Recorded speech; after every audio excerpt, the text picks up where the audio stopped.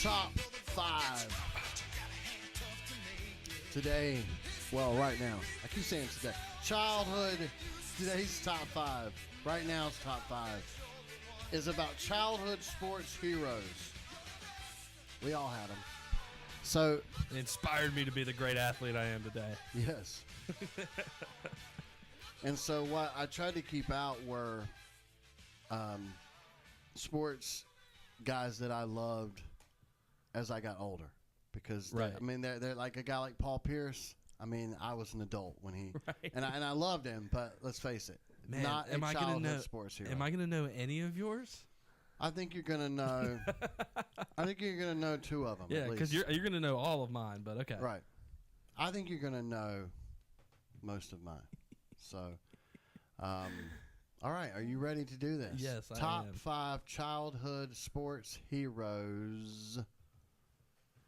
Number 5. You want me to go? Yeah, you go first this time. All right. Number 5. And I know this seems crazy. It's the only list he'll ever be on where he starts at number 5. His name is Michael Jordan. Ah, okay. But heard of him. Understand that at 8 years old, he won the national championship for me in 1982. Yes, for me personally, in the New Orleans Superdome, playing for the North Carolina Tar Heels. Because growing up a North Carolina Tar Heel fan, I loved Michael Jordan. Now, his sophomore and junior years did not win a national championship, and he did go on to play in the NBA. I don't know if people realize that. He had a pretty decent NBA career. But he went to play for the Chicago Bulls. And I've told people many times that despite the fact I knew while I was watching it, I was watching like the greatest thing I'd ever seen, because I wasn't a Bulls fan. I rooted against it because I was not a Bulls fan. And so I honestly didn't really appreciate the greatness as much until after he had retired. But, I mean, I watched it and it was incredible. But certainly his time at North Carolina, and sort of the fact that I know a lot of North Carolina Tar Heel fans who aren't even really NBA fans, right, always pull out the Michael Jordan card because the greatest player that ever played basketball, happened to be also a North Carolina Tar Heel. But I certainly remember how much I enjoyed it watching him as a Tar Heel. And probably, as I said, it probably tailed off once he got into Chicago. But I certainly enjoyed watching him, like dunk contests and do all the crazy things. But, again, it's the only list Michael Jordan ever starts number 5. Right. I guess for my first one, I tried to have a little bit of a sports hero in every sport, or at least the main sports when I was growing up. I was telling you as I was making this list, I realized that I must have really gravitated towards basketball as a kid, which made sense because I was, just a little white kid, and that's about the only chance I ever had. My dad told me, if you can go out there and shoot the lights out, you'll have a basketball career. Well, I never figured out how to shoot the lights out. But baseball was something, if anybody has followed my baseball fanhood since my time of being here on the show, you'll know that I have been a Cubs fan for about 4 or 5 years now. Right. Growing up, I never really had a baseball team, but I did love one particular player, and if I think all the way back to 2004, I really had a lot of fun with the magical World Series run and breaking the curse of the Boston Red Sox, and hands down, my favorite player on that team was Manny Ramirez. I was in love with Manny Ramirez.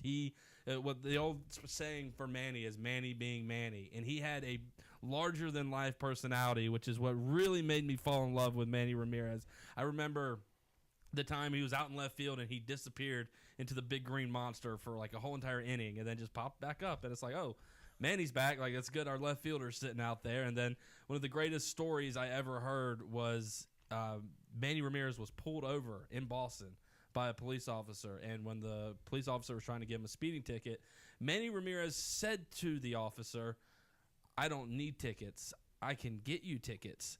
Well, that was Manny Ramirez trying to get out of the speeding ticket. Manny being Manny. Manny being Manny, but two-time World Series champion, one-time World Series MVP. Manny Ramirez still playing over in Japan somewhere. Oh. He's still out there, still trying to do it. But Manny Ramirez was an early inspiration in my baseball career.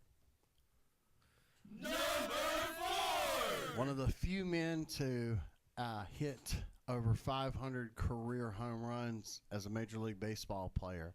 And a guy who I think won like 11, 12 gold gloves, arguably the greatest third baseman to ever play on the hot corner, maybe next to Carolina. Philadelphia Phillies, Mike Schmidt. Okay, I have heard of Mike Schmidt. You have? You're doing good. 2 for 2, yeah. And Mike was, great memories. The Phillies win the title. Was it 1980? And just him every year, just tossing home runs. And I had this great Phillies hat that was kind of customized. Mike Schmidt was fitted and had like the 20 on the back with Schmidt, and I left it in Cambridge, England. Can you believe that, of all places? I still am heartbroken about that hat that I don't still have from my childhood. But nonetheless, Mike Schmidt was absolutely one of my favorites. I know a lot of people pick on him because he is the guy who the first guy in baseball, because there's no crying in baseball. There's like an unwritten rule about no crying in baseball. Right. He is the guy who's known as the guy who cried on his retirement day, and he talks about the old, I just took my two bad knees from Dayton, Ohio, and just wanted to be a ball player. But yeah, Mike Schmidt, my number 4. I've actually only reason I know Mike Schmidt is because of It's Always Sunny in Philadelphia, and I couldn't remember the clip, but this is the clip. Excuse me, sir. Hi. What is the hottest selling toy item that you have in this store right now? Actually, the hottest selling item right now is Redmond the Robot. Are you serious? Mm-hmm. Redmond the Robot? That's what the kids are into? Shit don't change. Shit don't change. We'll take one Redmond the Robot, please. We're sold out. Sold out? It's supposed to be about Mike But Schmidt. it's Christmas Eve, dude. You're not going to sell out on Christmas Eve, right? There were a lot of people here today. Yeah, but it's Christmas Eve. You would stock up. What kind of business model is that? I get it. Just run and go get us one of the special reserve toys I know you got back there. I'm being very serious right now. We don't have any. So this is your Mike Schmidt memory? Mike Schmidt were to walk in here right now and say, hey, get me a Redmond the Robot. You'd say, I'm sorry, we're all out. We're sold out, Mike. Who is Mike Schmidt? Who's Mike Schmidt? Bro, have some respect here, man. What are you talking about? I don't know who Mike Schmidt is. You've never heard of Mike Schmidt? Easy, dude. Don't lose your cool. 12-time All-Star, 3-time baseball MVP. Maybe he doesn't know. I don't buy it for 1 second, dude. Yeah, but maybe he's never. He's the all-time leading home run hitter. No, he's dude. not the all-time leading home run For white guys. He's not even for white guys. Babe Ruth's got more. Next, you're going to tell me you don't know who Von Hayes is or Steve Bedrock Bedrosian. Oh, I love those names. Great Phillies names. Hey, what's up, guys? Whoa, Steve Bedrosian and Von Hayes. God, yeah, Von Hayes, man. Skinny guy, number 9. It was a journey to get there, but I knew there was some Mike Schmidt. I was like, wow, I don't know where this is going. I'm not hearing Mike Schmidt. Go ahead. My number 4 all-time childhood sports hero for me, near and dear to my heart as an NC State fan. I wanted to be a wide receiver as a little kid. Think back to the years about 2000 to 2003, 2004. Paired up with Phillip Rivers, one of the most successful wide receivers in NC State history, but broke the career receptions record that Torrey Holt set. Jericho Cotchery of the NC State Wolfpack. I was in love with Jericho Cotchery. I was crazy about him. I vividly remember going to games, watching him. I got to meet him at one of those, where they call it Meet the Pack days, where you can go and get autographs. I still have my old, youth extra small T-shirt, NC State T-shirt, that has Jericho Cotchery's signature with the Sharpie marker on the back of it. I absolutely love Jericho Cotchery. And Phillip Rivers didn't make my list, but Phillip Rivers deserves an honorable mention here at the number 4 spot, because without Phillip Rivers, there would have been no Jericho. He went on to play in the pros for like 10 or 12 years, spent a lot of time with the Jets, a little time with the Steelers, even closed out with a couple seasons with our Carolina Panthers. But Jericho Cotchery was never really known as being a good wide receiver in the pros. But, man, in college, I'm telling you, he had 2 1,000-yard seasons. He had 15 100-yard games. Yeah. Jericho Cotchery, one of the best wide receivers in the nation for about a 3 or 4 year stretch. Yeah, that's like my Rick Fox, which he did win some NBA titles, but he wasn't the key piece in those Lakers championships. But loved him as a Tar Heel. He was like my favorite Tar Heel player maybe of all time. But I was a teenager, so he didn't make my list. So, well, Jericho Cotchery. Jericho though. Cotchery. That's man. a good one. I love Jericho. That's good. All right. Well, there we go. Larry Bird.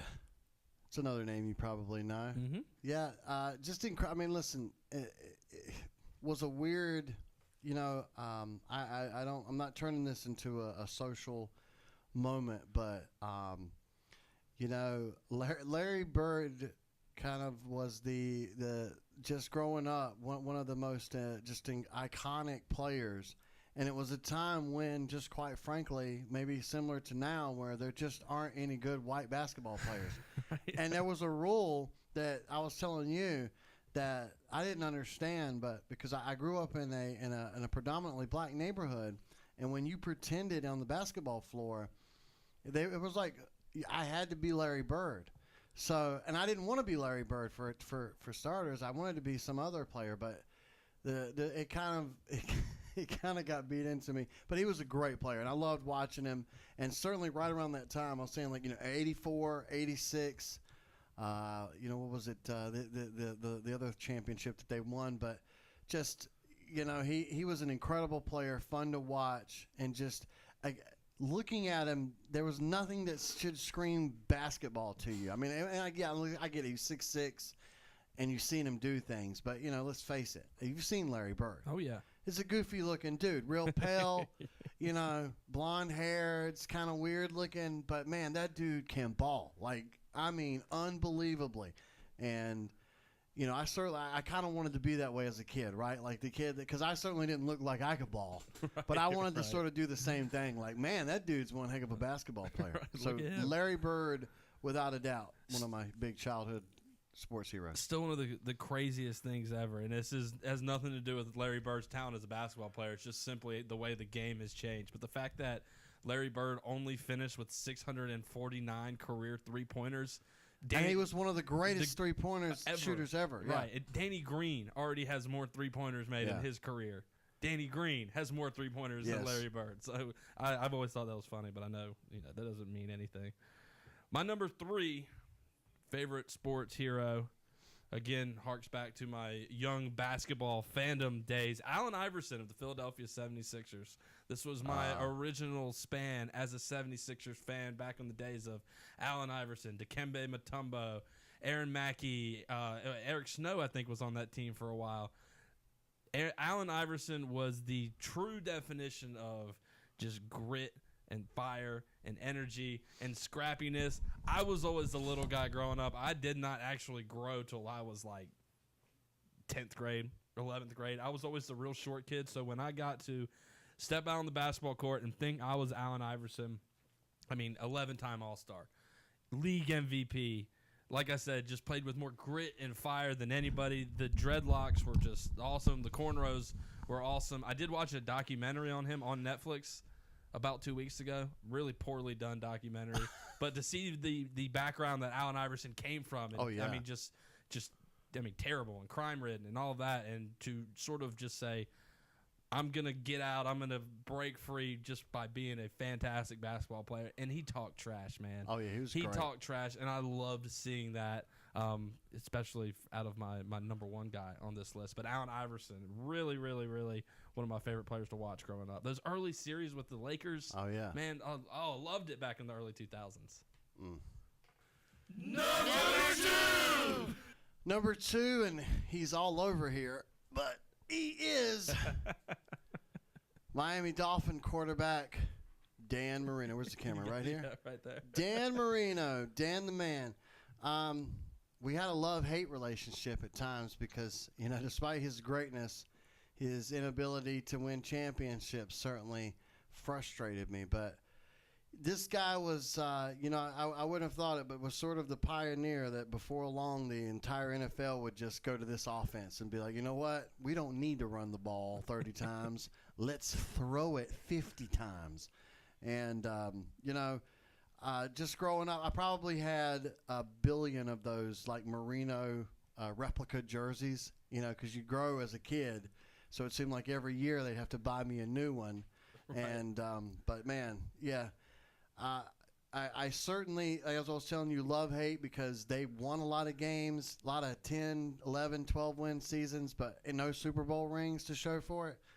But having the 15 years of futility, I would gladly take a Dan Marino in Miami right now. Yeah, like I feel like you love Dan Marino so much more now than you did back Oh, then. absolutely. Because you're like, wow, I didn't even realize what I had. No, had no idea. Had no idea. Well, look, man, you need to get up with our buddy Kevin Todd. He apparently goes to the same gym as Dan Marino, and they're best friends. Absolutely. Kevin's not listening. We love him. My number 2 most impactful and inspirational and childhood sports hero of mine is former Wake Forest Demon Deacon and NBA legend, the greatest power forward of all time. Don't at me on that.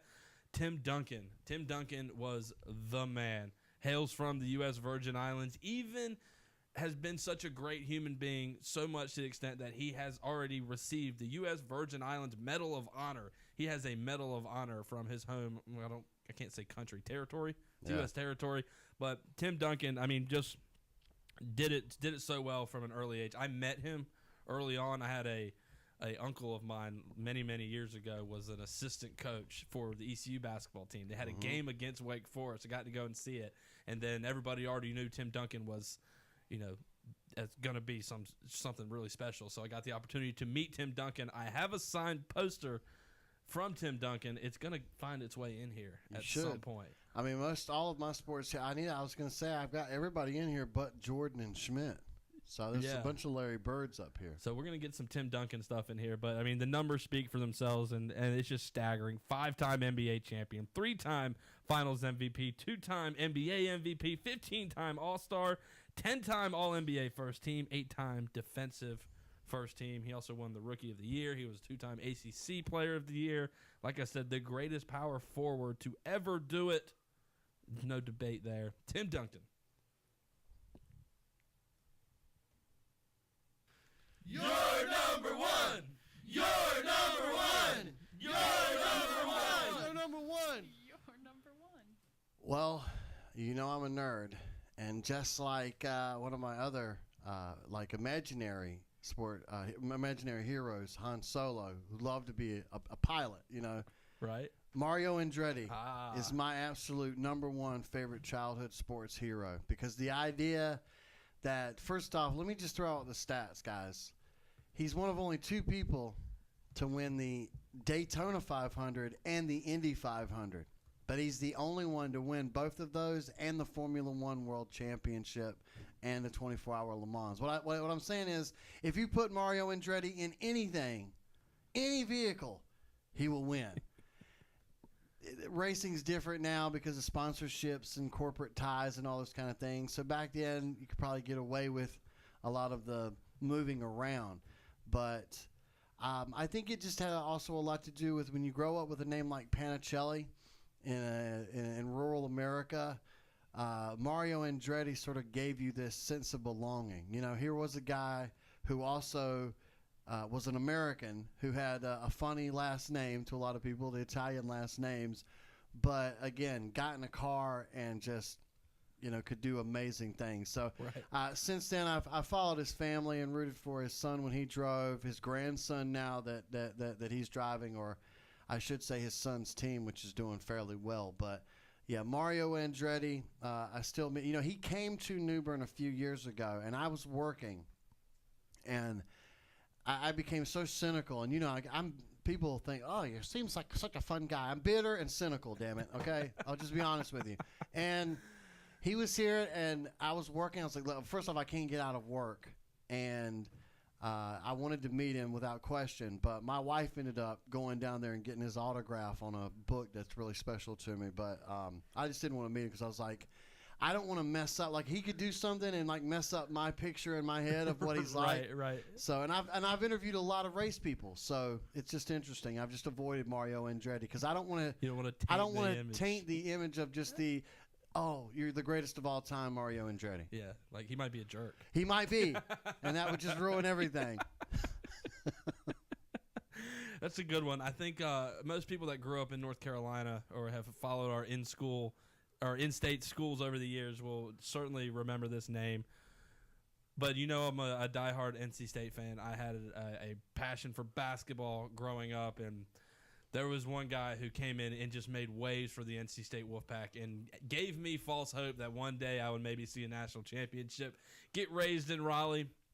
I thought there was a chance that maybe this guy could do it. He was your 2004 ACC Player of the Year. He posted the first triple-double in North Carolina State basketball history. None other than Mr. New York basketball himself, Julius Hodge. One of the only basketball jerseys I have ever owned in my life. I still have said jersey. It does not fit me anymore at all. Do you I look wear sexy it? Do you try it on from time to time? I'm not going to lie to you. I tried it on like 2 years ago. Okay. And it really hurt my feelings. Like now it might work as like a shin sleeve, whereas before it used to fit over my body. That's funny. I have a merino jersey like that. That's super tight, like this. The sleeves are super baggy, but you can barely wear it. I mean, man, when I talk about being an NC State fan, I mean like as long as I can remember, I have watched every NC State football and basketball game. I don't miss them, and Julius Hodge was the guy who really just set it all over the top for me.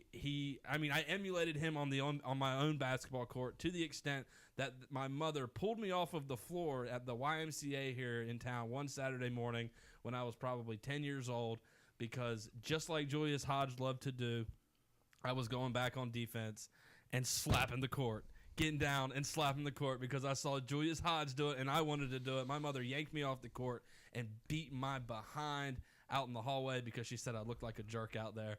But I love Julius Hodge. He gave me one of my favorite quotes of all time.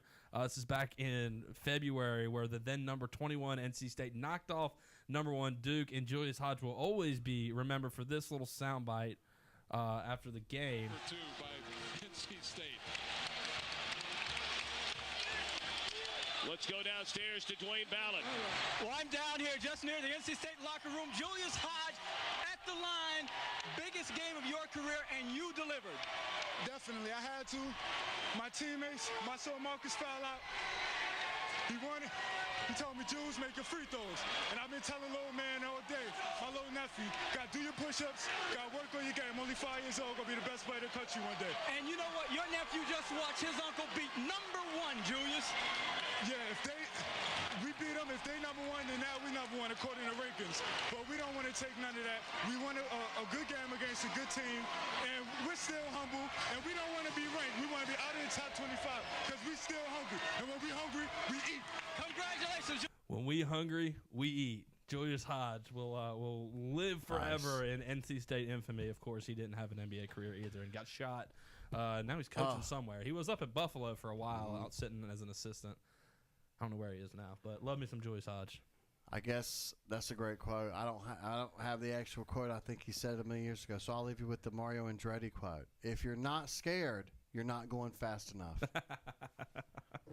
Like that. So we'll come back.